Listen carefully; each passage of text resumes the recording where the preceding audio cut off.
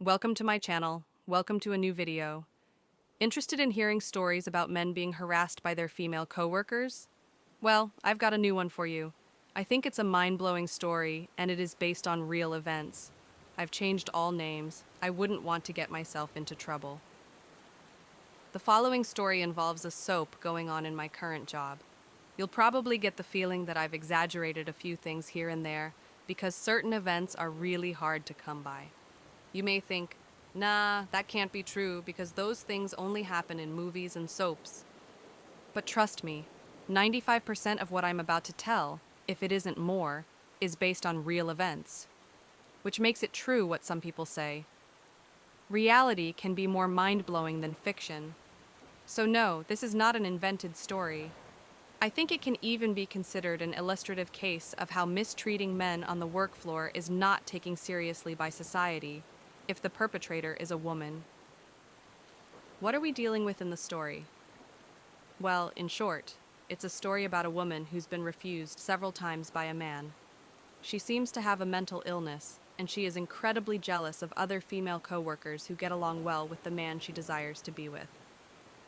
The perpetrator, the female, is a single mother of two, married in the past to an abusive husband she's now divorced from.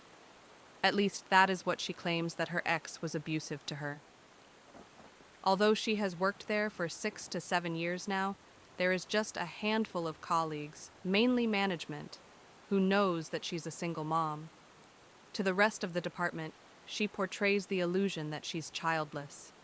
I, however, got a hold of her secret.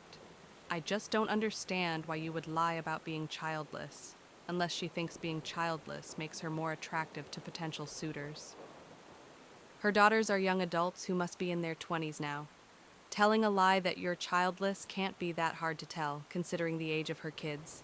She doesn't risk the chance anymore of being seen while picking her children up from school or being called at work by teachers, telling her that her kids are in immediate need of her, which would cause her to drop all her responsibilities and go to them immediately. The man she feels entitled to is a successful, hardworking man with a traditional mindset. He loves to listen to Andrew Tate's podcasts, for example. If you are familiar with the teachings of the Red Pill community, you would suspect the two are a mismatch. They are indeed. The man she is interested in doesn't even have the slightest interest in her. She has a certain control about the circle of women he comes in contact with at work. She watches these women, spreads lies about them, and tries to get them fired. And what's actually scary is that she is quite successful in what she does. You will find out. Listen to my story. My story is about male harassment, about a man who feels he may be in danger if he doesn't watch his back constantly. It makes him feel cautious and exhausted at the same time. Female management doesn't do anything to secure his safety at work. Instead, management has the back of the female aggressor. She plays management, manipulates them, and makes sure she's been seen as the victim instead of him. Although he is the true victim of this story, management isn't willing to acknowledge it. Other coworkers like me, we are just bystanders, watching with fear and astonishment at the soap, which is going on at our department. How can this happen? Why is no one stopping this madness? Why is no one stopping this woman? While management is blind to the mind tricks of the woman, some of us actually see what is going on. But people are scared to say anything. It's really sad. Even the male coworkers at work watch what they're saying and pretend to be blind and stupid, like they know nothing. No one wants to risk the chance of losing his job because of the tears and cries of a mad woman. Have I intrigued you? Do I have your attention? I sure hope so. Let me take you to Chapter 1, where I will tell you about the department. I will also introduce the characters. And don't forget, it is a true story. The department. I joined the company in 2024 with the hope of staying there long term. The company is a public transport company. A lot of employees are middle-aged and married or have a partner. A few younger people are spread around the department here and there, the youngest one being 23 years old. I would say most people are in their 40s or 50s. When I joined the company, there were no signs that disturbed things were going on in the background and that people were being secretive about it. People really seemed to be nice and friendly to the group of new coworkers, which I made a part of. The department showed gratitude for new employees joining them because it was a department really understaffed. From what I later heard, the department had received orders from Lola, the manager, to not tell us, the new coworkers, anything about certain problems that had been impacting the department for a while now. In other words, it was being withheld from us. At the department works a woman named Alice. Alice is someone who kind of stands out. She is 39 and has curly, dark, long hair. She is a bit overweight, her face a bit puffy. She is about 5 feet tall. Alice has a permanent contract and has worked there for the last 6 to 7 years. Alice has a remarkable laugh. The sound of it doesn't go unnoticed, even if you're seated at the other side of the department. I thought her laugh was a bit too much, very annoying actually. The volume of her laugh would take you instantly out of your concentration. Listening to the things that would make her laugh, I didn't think of them as so funny that they could be responsible for such an attention-seeking laugh. I'm not sure what makes her laugh that way, but I notice she does it.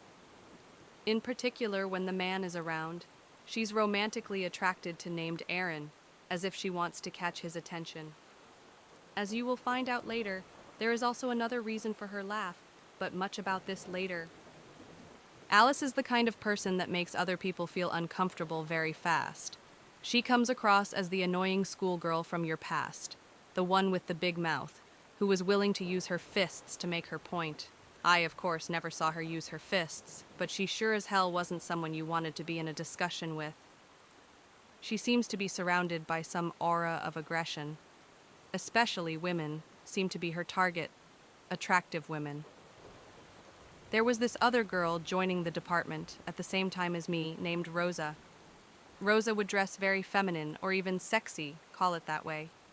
Alice would then look at her with mean, hateful eyes during meetings. I would see it and tell Rosa about it.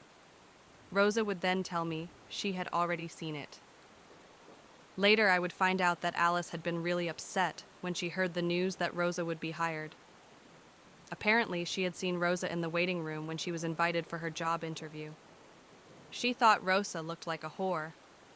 She had no qualms of going to the management afterwards to tell Lola, our manager, "Why are you hiring this woman? She really looks like a slut."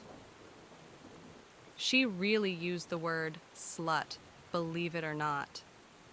Lola, however, didn't feel the need to address Alice for the definition she used towards a future coworker she was supposed to work together with in harmony. This, as you will find out, is typical behavior of Lola. She never steps up to tell Alice she's crossing certain borders and should keep certain thoughts for herself instead of expressing them. It wasn't my business how Rosa dressed, and I could kind of understand how some women could feel threatened by Rosa's sexiness. So the hateful staring towards Rosa wasn't even my main complaint against Alice. Number. It was other things, like the disrespect she showed towards other co-workers, still to this day. Alice, for example, is a very fast talker. She talks so fast that it's kind of annoying. She also feels entitled to speak over others. Especially in meetings, this will be the case. For example, if she didn't like the pace of a work meeting, it was going too slow in her view, she would yell loudly, "Next topic," even if that meant that she was screaming over a person who had just asked a question about that specific topic. I thought it was kind of disrespectful. I made sure I avoided Alice as much as possible. If I saw her at the coffee machine, she could act very sweet and nice towards me, but I still didn't trust her. There was this male-dominating energy within her. Every now and then, her true character would slip and show its face, but most of the time Alice did her best to come across as a friendly person and keep that shadow personality of hers chained in the dark. I remember we, the new coworkers, were once sitting together, gossiping about what we thought of our coworkers and the department. It was kind of funny when we found out we all had the same opinion about Alice. All of us kind of avoided her and thought she had something unpleasant and dominating about her, like she could be a possible source for problems to arise if you didn't watch your back. The funny thing is, we were right about her. We would find out later, although at that moment we didn't even know that there were problems going on at the department, caused by Alice and her victim attitude. Alice is single and lives with her parents. In her 20s, she had been married to an abusive husband. She divorced him after a while, I don't know when exactly, but she moved back to her parents. In the department, there are contradicting stories about whether Alice conceived children out of this marriage or not. But I will tell you more about this later. According to the stories Alice had been telling, her ex-husband had been very aggressive towards her. It was the reason for their breakup. Alice claims to be traumatized by the experience of it. This is an important detail, because true or not, it's one of the reasons, if not the main reason, why female management keeps a protective hand over her. Personally, I do believe the stories about her past are true, since there are so many signs that Alice doesn't know what a healthy relationship between men and women looks like. This element of pushiness and aggression in her behavior, not taking no for an answer, I think it's something she may have experienced in her former relationship. She may be repeating the attitude her ex had towards her, or maybe she had towards him. Of course, her claim of having been severely mistreated in a former relationship could be a lie, spread with the intention of making people sympathize with her. During my life, I have encountered some people, especially women unfortunately, who used the victim card. I caught them on lies about certain events where they had portrayed themselves in their made-up stories as the victim of someone else. Because they made their accusations with a lot of emotions, tears, and screams, a lot of people were immediately convinced that they were telling the truth and weren't aware that they were just looking at a performance worthy of an OSCAR. It eventually led to situations where a group started to pick on the supposed aggressor, a man or a woman. The falsely accused man or woman never received a chance from the group to share his or her side of the story because most people were already convinced of their guilt. It made me realize, unfortunately, that most people are stupid. The people in the surroundings of Alice, like my manager Lola, are just as stupid, as you will find out. This is how evil works in this society. Evil has human helpers, being to their assistance. These dumb people aren't even aware that they are in fact helping demon-like creatures, disguised as human beings, to reach their goals of chasing and harassing certain people who aren't as bad as they're portrayed to be. After a few months working at the department, something peculiar happened. A co-worker of mine named Rosa told me about a strange event that had happened the day before. The event led Rosa to believe that the company wasn't as good for its people as they wanted us to believe.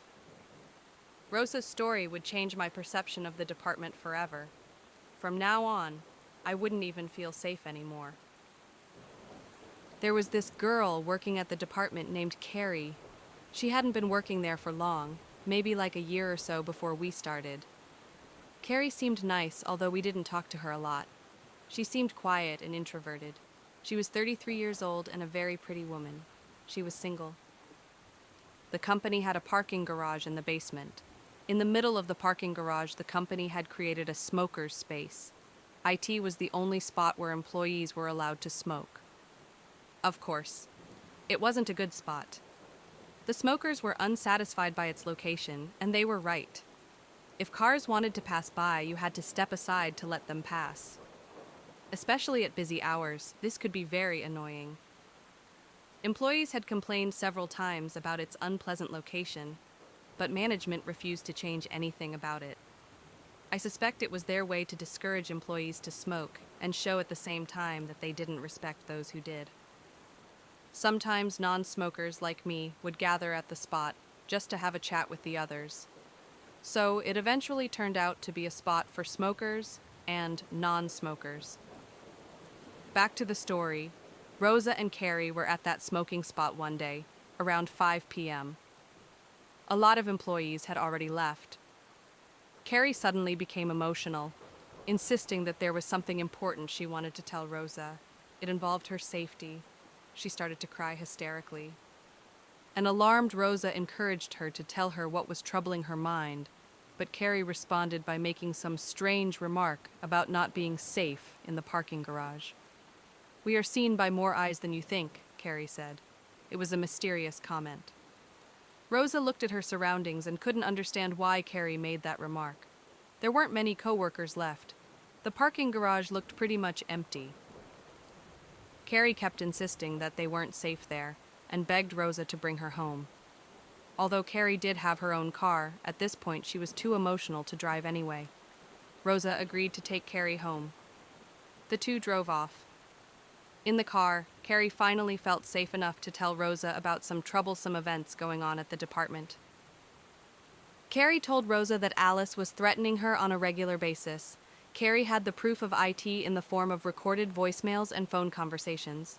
Rosa listened to some of these audios and would confirm to me later that it was indeed the voice of Alice she could distinguish in the audio. The audio recorded an angry Alice calling Carrie all kinds of names, even a whore, multiple times. Rosa couldn't believe the content of the tape. It showed her a malice side of Alice she hadn't seen before. Carrie told Rosa that soon after Carrie's arrival at the department, around a year ago, Carrie had become immediately close to Alice, almost friends. They clicked. One day they were talking about potential romantic interests, and Alice confided that she was in love with Aaron, a male coworker. According to Alice, Aaron had made some flirtatious comments, and she was impressed by him. Since they both were single, she wanted to see if anything serious, a relationship, could develop between them. Aaron was 30 years old. He was kind of known at the department for being a ladies' man. Alice's confession about being in love with Aaron kind of startled Carrie, who had good intentions with Alice. So Carrie warned Alice immediately not to get involved with Aaron. "He will play you," she warned. "Aaron is not looking for a serious relationship. Maybe for sex, but definitely not a relationship. You will be played if you don't watch yourself," she warned Alice. This honest and well-meant advice was not taken well by Alice. Alice started to rant. "How dare you!" she screamed. A paranoia mind made her believe that this was Carrie's way of making sure to get Aaron for herself. Although Carrie responded to this accusation by saying she had no interest in Aaron at all, never did, Alice would repeat the accusation over and over again. "You just want him for yourself, you dirty slut." She then accused Carrie of wearing skirts too short with the intention to catch the eye of Aaron and other men. Apparently, Alice had seen Aaron looking in Carrie's direction a few times. Carrie's way of dressing had been annoying her for quite some time. Now she had found a moment to finally bring this topic up. To be fair, Carrie was not unattractive. Just like Rosa, Carrie would often dress in a very feminine or even sexy way. She just seemed to love makeup, fashion, and compliments from other women about how pretty she looked. The conflict between Alice and Carrie caused an immediate breakup. Ever since then, they have never been spotted together on the work floor or even talking to each other. At work, they started to avoid each other's company as much as possible. Behind the scenes, however, an angry Alice would call Carrie regularly to start discussions with her and cuss her out. In these conversations, she would accuse Carrie of jealousy and warned her to stay away from Aaron as much as possible. If she ever saw the two of them together, hell would break loose, she promised her. This was nothing more than a threat. Carrie made sure to record this barrier-breaking behavior. She reported it to management and HR. But after reporting the incidents to the higher-ups, something peculiar happened, something unexpected. Carrie noticed that Alice did not become the object of an investigation. Instead, it was her, Carrie, who had become the object of scrutiny. An investigation team would even be set up to investigate Carrie's actions. How come? It came to Carrie's attention that very specific allegations had recently been made against her, accusing Carrie of using her looks and sexuality to convince and seduce male coworkers to do her work. Carrie would later find out that it was, of course, her former friend, Alice, who was responsible for the spreading of these lies and rumors. In her accusations, Alice had mentioned Aaron as one of the male coworkers who would participate in Carrie's scam. He was supposedly doing Carrie's tasks, while it was officially signed off with Carrie's name. Another name was mentioned as well, a man named Eddie, but I will talk about him later. So, at this point of the story, Carrie had presented to the higher-ups recorded proof of inappropriate behavior towards her by Alice. But Carrie didn't even succeed 1 inch into making Alice feel the consequences for her regular phone calls and threats. Alice would get away with it. This is strange, since a lot of employees would at least been invited to a chat with HR or management for phone calls like that, but, again, not Alice. A drama unfolded now, where all the attention was on Carrie and on Carrie alone. She was being portrayed as a harlot, who was too stupid to handle her own files, and therefore manipulated innocent men into doing so. The rumors resulted into a situation where an exterior party, an employee of another department, was asked to co-investigate Carrie's files and to rate them. Management, a woman named Lola, told Carrie that if the score was too low, Carrie's job contract, as a result, would not be renewed. This was really harsh, as you can imagine. Carrie would find out later that she was the only one in the department to receive such a treatment. No files from any other colleagues were being investigated or rated. At this point, she became very scared, as we all would in such a bizarre situation where fingers are pointed towards you, pure because of gossip and the way you dress. She even received a letter of management in which she was warned to take distance from Aaron. The letter said that she was having too much involvement with Aaron, but gave no further motivation for this statement. So it remained unclear why being around Aaron was perceived as not good from a professional view, nor did the letter give any examples of why the involvement with Aaron was defined as too much. Since Carrie and Aaron were co-workers, they had to cooperate with each other to handle files properly. So it's not weird to be seen talking to each other. Lola decided to make it look weird, though. At what point does being around the presence of a coworker deserve the classification unprofessional if the coworker himself doesn't have a complaint about Carrie and her behavior? In other words, management, Lola, had already declared Carrie guilty. This was strange since everyone at the office knew about Carrie's conflict with Alice and how these ladies couldn't stand each other's company. Once they had been working buddies, but now they were in a serious conflict because of a man, Aaron. Why would you, as a manager, give serious thought to such strange accusations from Alice, more suiting for a soap, and coming from an employee, known to be in a conflict with the employee she was accusing? It is also remarkable, since, as you remember, Alice didn't want Carrie even to be in the presence of Aaron. And now Lola, the manager, had sent out an official letter to Carrie, warning her to do such thing. It was almost as if Lola was acting here as the personal assistant of Alice, and not as a professional manager, who shouldn't take sides. She did take side, I will tell you later. But was there any objective basis to do so? After a thorough investigation, the exterior party investigating Carrie's files concluded that there was no proof that the rumors could possibly be true. Carrie's files received good ratings. The lack of evidence, however, was not reason enough for Lola to stop the investigations. It kept continuing. To this day. This is strange since Aaron also never said anything to confirm the rumors to be true, at least from what he told me. Think about all the effort, energy, time, and money being wasted on these unnecessary investigations, while our department is understaffed. It could have been spent on hiring new people instead.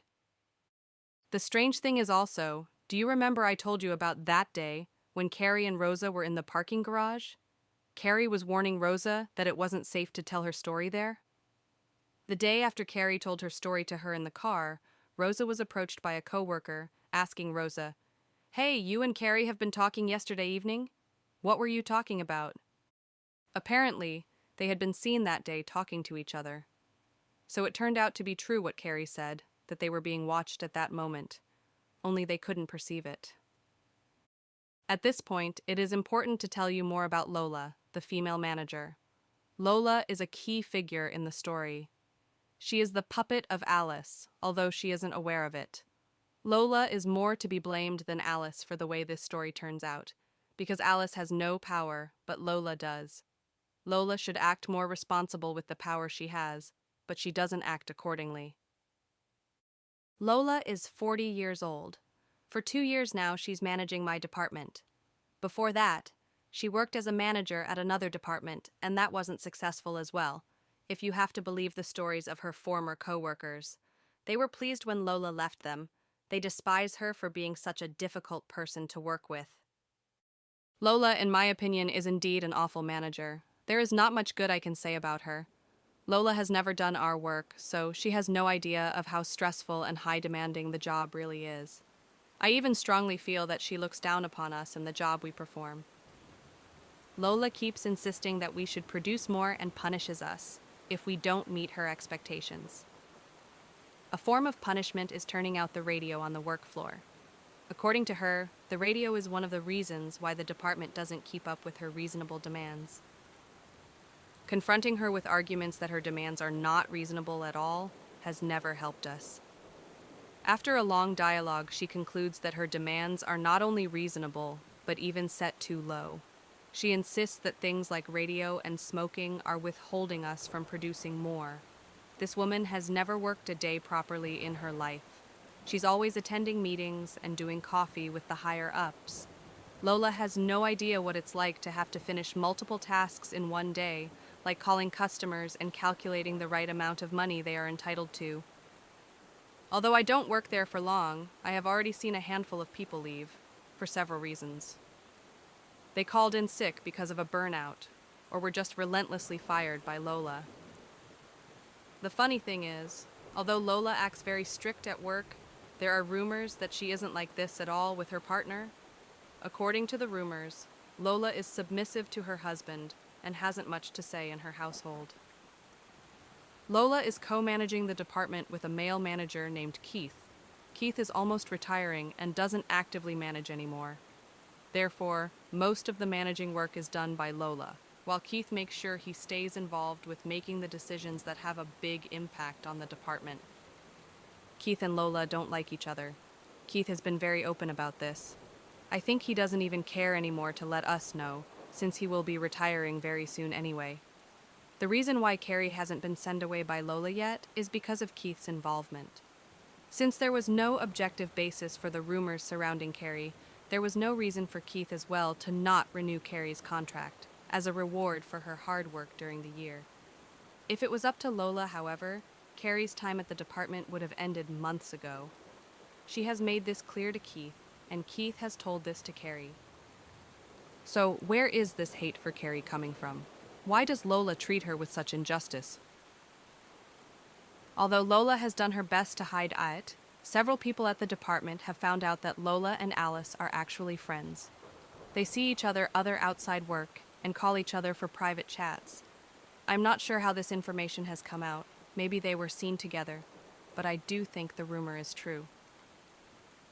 I've also heard several other accounts where people tell that Lola has approached them discreetly to ask them if they wanted to be her spy at the department. In other words, to report any mistakes by others immediately to her. Some people refused the offer, but others, like Alice, accepted and with pleasure. Maybe they even receive extra pay for it, like a bonus. Knowing all of this, I hope it's clear to you why Lola is on Alice's side. They are friends, and Alice is also a snitch, who's probably responsible for the depart of others in the past. Let me make it clear to you that the work at the department is tough. People can't keep up with the high demands of management. This culture can cause people to be dishonest, to not perform certain duties that are time-consuming. At the same time, they do proceed to reach the targets. My point is, if Lola's demands were reasonable, there wouldn't be any snitches needed. It is, in fact, Lola, who is causing a culture of dishonesty and fear among us. No one wants fingers pointed at them, being accused of not having reached the target of the month, and therefore not be seen as an eligible candidate anymore for the possible renewal of your contract. Money has to come in, people need to be fed, and children need to be fed. I completely understand why some coworkers of mine are being secretive about certain things. IT is a way of survival. To Carrie, the turnout of events was of course a huge shock. Alice was never put in the seat of the accused. To this day, nothing has happened with Carrie's complaints about the behavior of Alice. Not only Lola, the manager, was listening to crazy Alice, but also two other influential women in the department named Sarah and Nadja. They are the seniors of the department. I also dislike these women very much. Just like Lola, they love to reprimand others easily for their mistakes, but listening closely to the things they're saying and the solutions they propose, at one point it becomes clear that they have no idea about how to perform the job well. They have even been caught, on more than one occasion, on saying things which were outdated or even incorrect. Of course, no one dares to confront them with this, because usually it doesn't turn out well for your career. Those who have been dismissed this year are, of course, those who tried to bring this topic up. One of them, Nadja, has even said that she never wants to do our job again and insists on staying in a position where she can supervise others. The majority of the day, she is seen laughing, gossiping, and completing unnecessary tasks. They do act, however, as if they are useful assets of the company. In fact, no one would miss them if they would be fired tomorrow. I am sure of that. Alice had become close to these women during the years she works there. They are often seen together, laughing and gossiping, not only during lunch breaks. Carrie, however, has no bond with these women. Seated next to Sarah and Nadja, I would sometimes catch the topics they were talking about. It came to my attention that Sarah and Nadja would often talk about tragic cases in the news where women had died as the result of physical mistreatment by their men. They would say things as, "Unfortunately, we, women, are the weaker sex, and we have to protect ourselves." They were pleased to finally have a movement such as Me Too. No critical thought was ever given to females who have falsely accused men in the name of Me Too. It was like, this movement is fantastic, and that was all there was to say about it. There was never any attention for its shadow effects. Alice, as you remember, is a self-proclaimed victim of male abuse as well. I feel like this could be one of the reasons why Alice was never held accountable for any of the worrying behavior she has shown so far. It is as if the sisterhood, in the form of Lola, Sarah, and Nadja, refused to see that Alice is more than just a victim. Maybe she was a victim of her ex-husband, but that doesn't make her a continuous angel. Alice has a very dangerous side, and I don't feel safe with her presence at the work floor. The behavior of the sisterhood is also dangerous because there are rumors that Alice may have a mental illness, causing her to be emotionally unstable.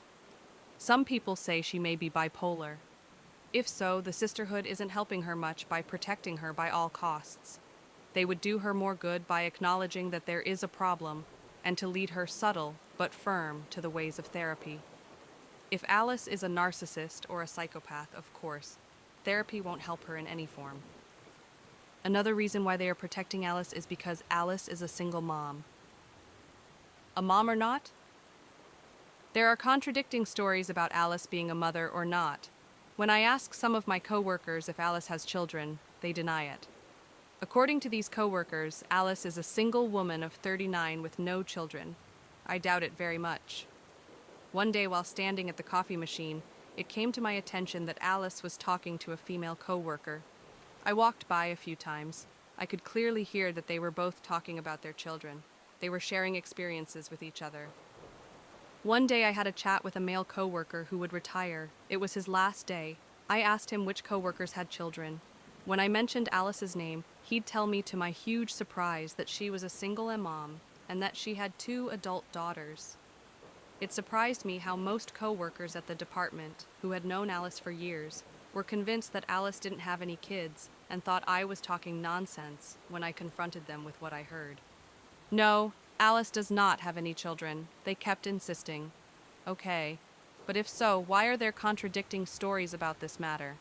I suspect that if Alice is indeed a single mom, she is trying to hide it for most people at the department. Maybe because she wants the attention of Aaron.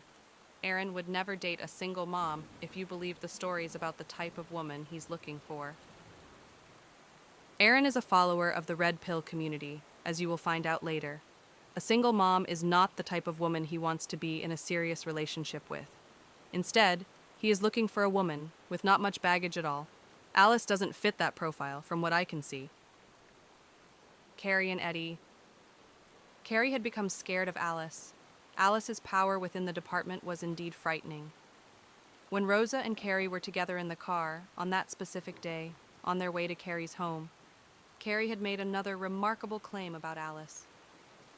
Carrie had told her that Alice didn't always laugh the way she does now. Like I told you in the beginning of the story, Alice has a very loud laugh. It's a laugh I think most people would find annoying. Carrie, to be honest, has a similar laugh. I didn't think much of it, but Carrie swore in the car that only after their conflict began, Alice started to laugh in a similar way. In other words, Alice was being a copycat, while Carrie's laugh was natural. Carrie was close to two persons at the department. One of them was Jennifer, an old friend of Alice who had taken the side of Carrie in the conflict. Jennifer would eventually pay for this. The other person was Eddie. Eddie was actually working in another department, but he would be often seen at ours, since he didn't have many colleagues at his department anyway. He would walk in now and then and pick Carrie up to enjoy a lunch break together. They were often seen at the smoking spot, located in the parking garage. Eddie was very much a support for Carrie. She told him, of course, about the conflicts she had with Alice and about being investigated due to claims of scam. Eddie was on her side. He never liked Alice anyway. In the past, they had worked together. One day, Eddie and Carrie were at the smoking spot after work. To their surprise, Alice would be just a few hundred yards away. She continuously stared at them, apparently with the goal to intimidate them with the hateful look in her eyes. Although Eddie and Carrie stayed there for 2 hours, Alice wouldn't leave her spot either. From now on, this kind of behavior would become part of the intimidation tactics of Alice.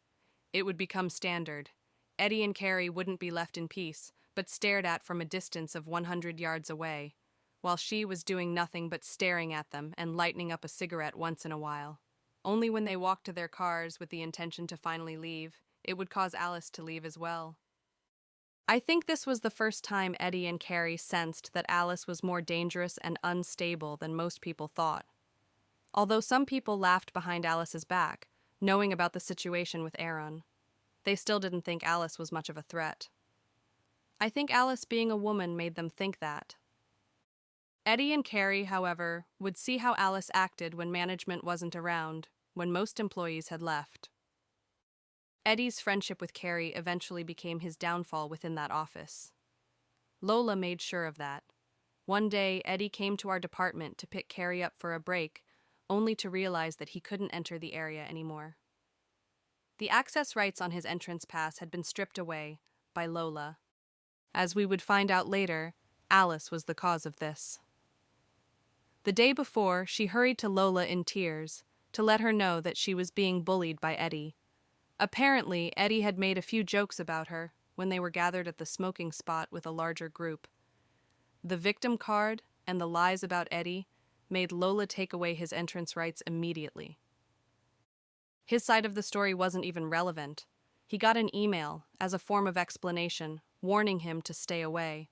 If not, Lola would make sure more drastic measures would be taken, like official warnings or a talk with his manager. Poor Eddie, shocked by the consequences these accusations could have for him, never came back to our department. He continued to work for the company, but just in another city close by. So yet again, Alice succeeded in separating another person from Carrie. The first one was Aaron, another was Jennifer, and now she was separated from Eddie. Let me tell you about Aaron now. Aaron, the man being chased and harassed at by Alice, as I told you in the beginning of the story. What is his story? Aaron is a young man in his early 30s. He has a reputation of being a ladies' man. He often brings up the topic of relationships between men and women and believes everything in modern society has changed for the worse. According to his stories, he's a traditional man looking for a traditional woman. Once he finds the love of his life, he intends to spoil her with gifts. He will pay for her clothes, bags, hair, and nails, and she doesn't even have to work. He doesn't even want her to work. He intends to be the provider of the family and wants to come home every day to find a good prepared meal after a long day at work and a thankful wife that gives her man a massage. Aaron has been very open about his goals on a romantic level. I was always surprised to hear him talk so openly about the money he was intending to give his future wife. He was talking about thousands of dollars a month, so she could spend it on clothes, bags, nails, etc. Even if he had this kind of money, which I kind of doubt, why would you so openly brag about it? He really wasn't aware that he was possibly attracting the wrong type of women with his stories. Women, of course, who would be more interested in the money promised to them than in him. I think I even warned him to keep these ideas for himself, but to this day, he doesn't listen. I think these stories are one of the reasons he's being chased at by Alice, and Aaron doesn't seem to realize this. Alice, as a single low-paid mother, probably knows what it feels like to financially struggle. If she succeeds in getting romantically involved with Aaron, her financial worries will stop. Her rich prince on his white horse would have finally arrived. There is only one problem. Aaron doesn't want to be her prince. Has Aaron ever been lovers with Alice? Peculiar enough, Aaron says that has never been the case. Aaron told me he has multiple female friends, and Alice is the first female friend who is taking his friendly behavior out of context. When he started working there, he became working buddies with Alice. According to his story, one day, Alice decided to declare her love for him, and that would change the dynamics of their relationship forever. This event took place in the parking garage. One day after their shift ended, they were having a smoke and chatted a bit, and then they walked towards their vehicles with the intention to go home. At this point, not much people were in the parking garage anymore. Most employees had left. According to Aaron, Alice at one point started to block the way to his vehicle. She pushed her body against him, hoping for a romantic interaction with Aaron. He didn't want this, and as a response, pushed her away. He denied having any romantic feelings for her. It confused Alice, who didn't take the rejection well. As if she couldn't believe her eyes and ears, she kept searching for physical intimacy, and Aaron kept pushing her away, embarrassed by the whole situation. At one point, he finally managed to get into his car and drove off fast. From that point on, the dynamics of their relationship changed forever. They wouldn't be friends anymore. Aaron started to avoid Alice as much as possible, and Alice wouldn't take this well. He told me that one day he was planning to visit a customer. He was about to step into his car. Alice suddenly came running out of nowhere. Without asking, she opened the door and proceeded to get half into the car. "Take me with you," she yelled. "I want to go with you." Aaron made it clear that he didn't want to be in her company. Alice bursted out in screams and tears. She was acting hysterically at this point. "Why are you acting this way? Why are you ignoring me? Why can't it be like old times?" she yelled. Her questions remained unanswered. Aaron drove off fast. As soon as he saw an opportunity to, afraid possible bystanders would think he was possibly aping a female in the parking garage. At home, he got concerned, afraid the turnout of events would be used against him. To cover his back, he chose to send Lola an email that night, telling her about the unpleasant interaction with Alice and that he felt harassed. Lola's response wasn't to set up something to stabilize the situation. There was no talk with the three of them. She just thanked Aaron for his email, and he never heard from it again. A female coworker, Jennifer, would approach him a few months later. Jennifer had been close to Alice. Jennifer confessed to him that she regretted ever becoming close to Alice.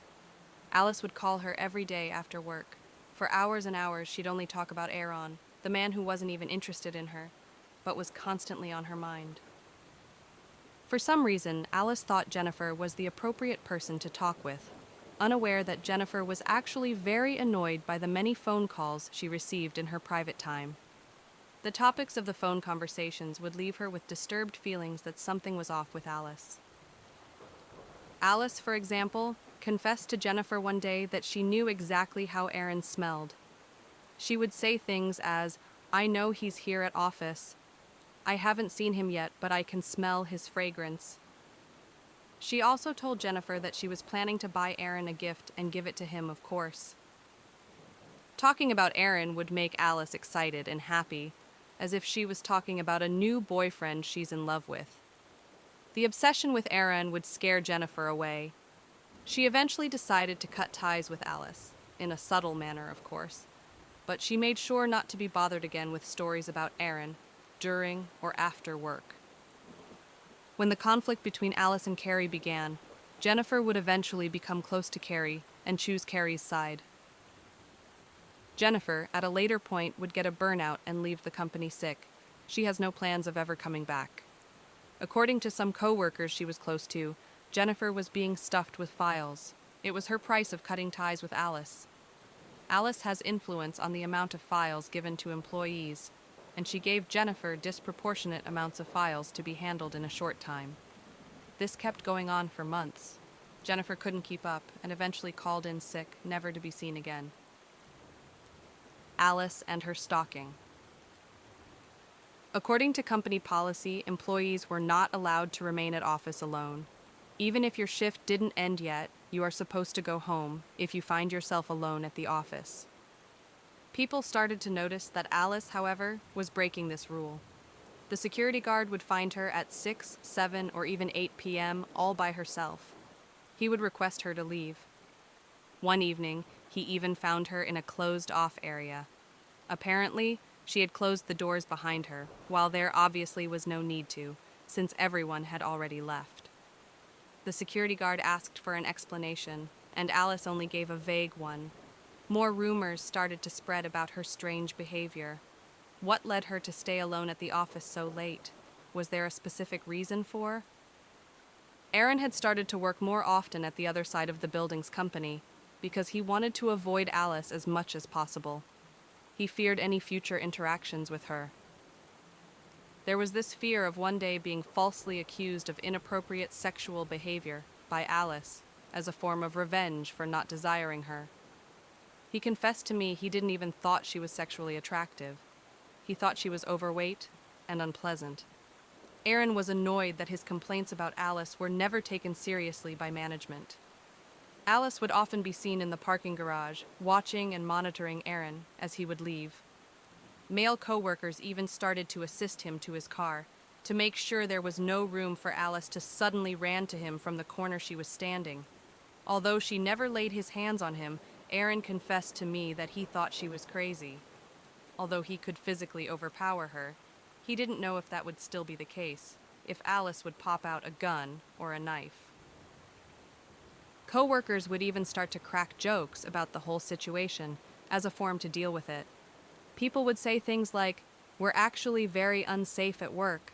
We should start wearing a harness," the ones they used in the Middle Ages, to make sure we won't get hurt by Alice. Aaron would complain several times to me. If the whole situation had been reversed and it was a man harassing a woman, they would have fired the man immediately. I agreed. At this point, every interaction one-on-one with Alice was turning out into an unpleasant one. Alice would often scream hysterically, demanding that the relationship would be restored to its old merits. She would make these demands while standing very close to Aaron, and that would make him feel uncomfortable. It was as if Alice had fantasies about these conflicts, as if she was hoping that Aaron would eventually kiss her during one. If you have ever seen soaps or read some of those famous Harlequin novels, I can assure you that these things do take place there. Conflicts between men and women, suddenly ending up in erotically very heated situations. I wouldn't be surprised if Alice had these kind of fantasies as well. Some male co-workers told Aaron that Alice had been spreading rumors of being his girlfriend in the past. She told people she was heartbroken by the split, and that she was trying to get her boyfriend back. Aaron was shocked by these lies. He was also angry because of the constant yelling by Alice. "Who is she that she can yell at me?" he once complained. "She is not my girlfriend." This behavior is out of proportion. I'm at work, and this is not her living room, and I am not her boyfriend, nor have I ever been. Only my girlfriend can yell at me and not some female coworker. He insisted that he never had sex with her. The parking garage was the spot she would pick out often to show up out of nowhere and yell at him. He even told me that one day he saw her hiding behind a pillar, watching him. He saw her head pop up now and then. More and more, he became convinced that Alice was a very disturbed woman. I suspect that Alice wasn't as occupied by her work as she wanted people to believe, and that this was the real reason she remained in office so late. She likes to paint to people the image of herself as a career woman, 100% dedicated to her work and customers. This was supposedly the reason she would do overhours and stay alone at office, even if everyone else had already left.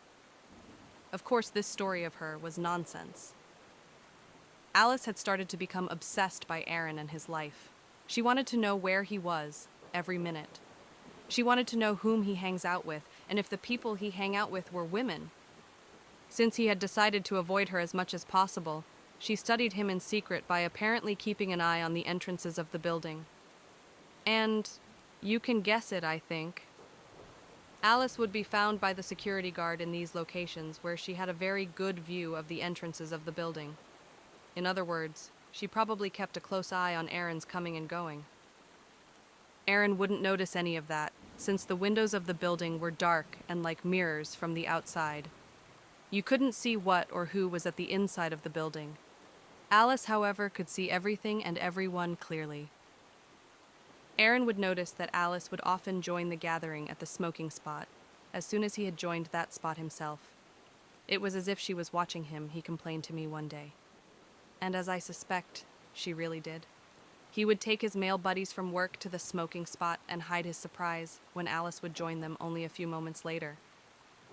There was never such a thing as fixed times where Aaron and his buddies would meet. They would just go there if they felt a need to smoke. So the cause for seeing Alice there so often couldn't be found in meeting at fixed times. Aaron had very irregular hours. He had a certain freedom to come and go, as long as he made sure that the work was done. So leaving at 6 or 7 p.m. wasn't unusual for him. I suspect Alice was waiting for him at the other side of the building, looking through the windows, looking out for the sight of him. Her prince, who just needed some convincing that he was her prince indeed. She was starting to become obsessed with the women he was talking to. One day, Aaron told me, Lola approached him to ask him, "You were seen at the smoking spot with a certain woman. What is her name?" Aaron was shocked and talked himself out of a response. Of course, he didn't want Lola to know this female co-worker's name. It wasn't her business. Why would it be Lola's business? Lola's question was strange. It was as if she suspected Aaron of certain behavior and wanted to protect any women he came in contact with. Aaron was shocked. Despite his several claims about being harassed by Alice, he sensed it was actually him Lola would keep an eye on, as if she possibly suspected him of inappropriate behavior. It would even become more obvious when the following thing happened. Team-building activities had been planned, and Aaron was not invited. Let me tell you about it. Poor Aaron. Every year the department plans team-building activities. Aaron had always joined them, although he and a handful of co-workers were having slightly different tasks than the rest of the department. Despite this, they were still considered as part of the team, since the two teams were supposed to work together as one team. Aaron and his direct co-workers were invited to a group meeting one day by Lola. Lola told them that they couldn't join the upcoming team-building activities anymore. They were supposed to plan their own. Surprised, they asked Lola what the reason for this was, since they had always joined these activities together in former years. Lola answered that Alice was having heart grief because of the split with Aaron and wouldn't want to be in his company. Lola didn't want any drama to take place, so she decided that Aaron and his team could not join the upcoming team activities. Aaron and his team were baffled by the news and angry. His co-workers stood up for him, men and women. "This is absolutely ridiculous," they yelled in his defense. "This is unacceptable." The news would spread like wildfire. Lola had not expected this outrage to happen. Some co-workers were really angry about the news that one woman among them, Alice, had demanded that Aaron would not join team activities and that Lola had accepted the demand. They thought Alice was acting like an entitled toddler who couldn't and wouldn't accept certain facts. A few co-workers, one or two, would even refuse to come as well, as a form of support to Aaron. The rumors about friendship between Alice and Lola would rise again. People were angry that Alice enjoyed such favors. Of course, no one feared it would be Aaron making drama at the upcoming activities, since he had a very calm and easygoing personality. No, everyone actually knew that if there would be any drama, it would be, of course, caused by Alice, screaming and crying. She was now kind of known for this kind of behavior. Again, it was like dealing with a spoiled toddler. Aaron was angry at the news of being excluded. He told me that Alice just didn't want any women talking to him. According to him, this was the real reason Alice didn't want him there, at an event where he could talk to other women and potentially flirt with them. Of course, standing nearby and watching him do all those things would probably get her angry. It would ruin her made-up stories she had been telling herself, that Aaron was just acting difficult, but was really into her. In other words, playing hard to get. Increasingly, it was getting obvious that there was a problem walking among us, named Alice. Some people, like me, started to avoid her company. When she walked to coworkers and asked them for lunch, some would have an excuse to not accept the invitation. Sometimes the whole department would be at the smoking spot, taking a quick break, but no one had invited her to come as well, causing her to remain at the department alone. Although more coworkers were taking their distance from Alice, this was not the case with Lola and Nadja and Sarah. As you may remember, these three are influential people within the department. Alice was still seen, regularly talking to Sarah and Nadja, complaining about other coworkers and snitching on them. Although this woman was clearly having mental issues, IT didn't stop the so-called sisterhood of giving serious thought to Alice's snitching stories about who was performing well or not. That was strange if you ask me. The last incident for now. This story doesn't have an end yet. It is an unfolding drama still going on at my department. Every once in a while, a new chapter in the story writes itself, because that is what happens when no one puts an end to the crazy behavior of an entitled person. Alice had made so many victims. 1, Carrie. 2, Jennifer. 3, Eddie. And 4, Aaron, of course. While her victims pile up, she's becoming less cautious. I sense she enjoys the power she has in the department. She's of course aware of it. When she snitches on coworkers' mistakes, for example, she doesn't even bother to do it in secret anymore. She just walks to Nadja and Sarah to spend hours with them in what seems to be an intense talk. The topic of the conversation, a coworker's mistakes, of course.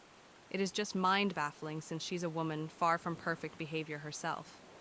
People gossip about her a lot, but it doesn't seem to concern her at all. She acts like she is untouchable and above scrutiny.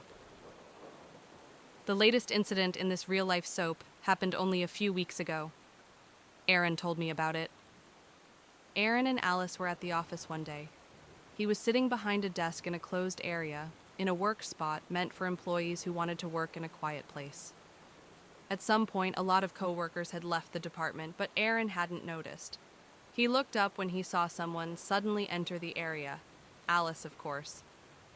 She walked towards him with an attitude like she was entitled to be angry with him. She started the conversation with accusations, holding Aaron accountable for not receiving an email that Aaron had written earlier that week. That email was meant for a certain project group, and Alice was part of it. Aaron had no idea she was a part of it as well. Before he sent the email, he had studied a list of names, and he swore that she wasn't in it. Later, he would tell me, he suspected that she had erased her name from the list. On purpose, of course, to have a reason to start a conflict with him. Alice paced up and down the room, clearly irritated. Although Aaron responded calmly to her many accusations, denying having done anything on purpose, she continued to accuse him of trying to damage her career by withholding important information from her. In some way, this was funny, because she was acting like she was some important politician and not active in some low-paid government job. At one point, she even yelled at him, "Why are you ignoring me for such a long time? It has been a year since we were friends. I want it to be like old times." The heated conversation caught the attention of an employee, Thomas, who was sitting behind his desk. He was the only employee left besides Alice and Aaron. Thomas peeked around the doorway, asking Aaron if he could be of immediate assistance in a case. Of course, this was a lie, but it gave Aaron an excuse to leave the room immediately. When Alice had finally left the room, Aaron returned to get his stuff and left the building. Thomas escorted him to his car to ensure his safety. The next day, Lola called Aaron. The reason for this was that Alice had called in sick. She gave Aaron the fault for her being sick. Alice had told Lola about the incident of yesterday evening and complained Aaron was trying to sabotage her career. Lola called Aaron for an explanation. Aaron again would deny all allegations and pointed out that he thought the behavior of Alice towards him was nothing more than unprofessional and not proportional. He knew he was being set up.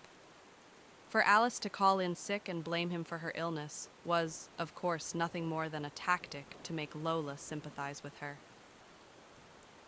The last incident made Aaron realize that Alice wasn't planning of letting him go anytime soon. In the last year, several incidents like this had taken place, and with every new incident, Alice seemed to be more willing to take more risks. While former incidents had taken place in the parking garage, she was now willing to fight Aaron at office, to catch him at an unguarded moment, when he was focused on his work, and then force him to argue with her. This unplanned and heated conversations would confuse Aaron, who wasn't prepared for it. It was even more annoying since Aaron had just gone through an operation, and he was still in the healing process. Alice knew about the recent operation. Not even a week had passed by before Alice decided to drag him into a new chapter of the drama. It was like she was doing this on purpose, trying to harm Aaron while he was still in pain, and therefore more vulnerable than usual. Aaron was fed up after the last incident. He had no other choice than to resort to legal assistance. Lola received that evening a well-written email, co-written by a lawyer, informing Lola that the situation at work was worrying and bad for Aaron's health. In other words, unacceptable. The email urged her to take immediate action to address the situation. A year had passed by since the first incident, and the conflict had only become worse. Lola was urged to do something. Aaron proposed to sit down with Alice, in the presence of HR and LOLA, to discuss how to solve the problem. Lola agreed. A meeting was therefore set up within a short time. Alice was not pleased of having to attend the meeting. Since Lola had given her a free pass of acting as she wants, she never expected to be called out for any of her behavior. She was wrong now. HR was present at the meeting, and Lola as well. The HR employees present were two men. They started the conversation with apologizing to Aaron. They explained that only recently it had come to their attention that two employees had a serious conflict with each other. They said they should have been warned about this in a much earlier phase. Since no one had kept them up to date, until now, almost a year after the first ROW began, HR had never made any report about the conflict. That statement shocked Aaron. His several complaints about Alice during the year had never been forwarded by Lola to HR. Since he was aware of Carrie's complaints as well, he wondered whatever happened to them. Had Lola neglected to bring these complaints to the attention of HR as well? That could not be coincidence. But Aaron did not say or ask anything about Carrie, since Carrie wasn't present at the meeting. Instead of pointing with the finger at Lola, demanding explanation for not having informed HR properly, he chose to accept the apologies of HR and to remain silent. Lola was also present at the meeting, and he didn't think it was the right time or place to accuse a second person at the table of questionable behavior towards him. To deal with Alice alone would be tough enough, as he would find out. He set out his story to the men of HR, telling him about the unpleasant interactions with Alice in the parking garage. When they, in response, asked Alice if any of it was true, Alice immediately denied. According to her, these things never happened and were made up. Since there was no substantial evidence for his or her story, HR concluded that they couldn't take anyone's side. They did promise, though, that any new conflicts between them would be monitored from now on. New conflicts could even cause them to take more drastic measures, like the relocation of one of them. The company had multiple offices in the country, so relocation wasn't a bad idea. Aaron agreed to the idea of possible relocation.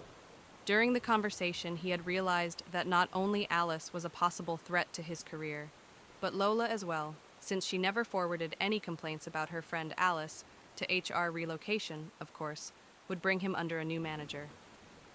After the meeting ended, Alice would be seen here and there at the department, with tears in her eyes, crying and complaining to Sarah and Nadia about the supposed injustice happening to her. The meeting had shook her up and would make her quiet in the coming weeks. And that is where we are now. What do you think about the story?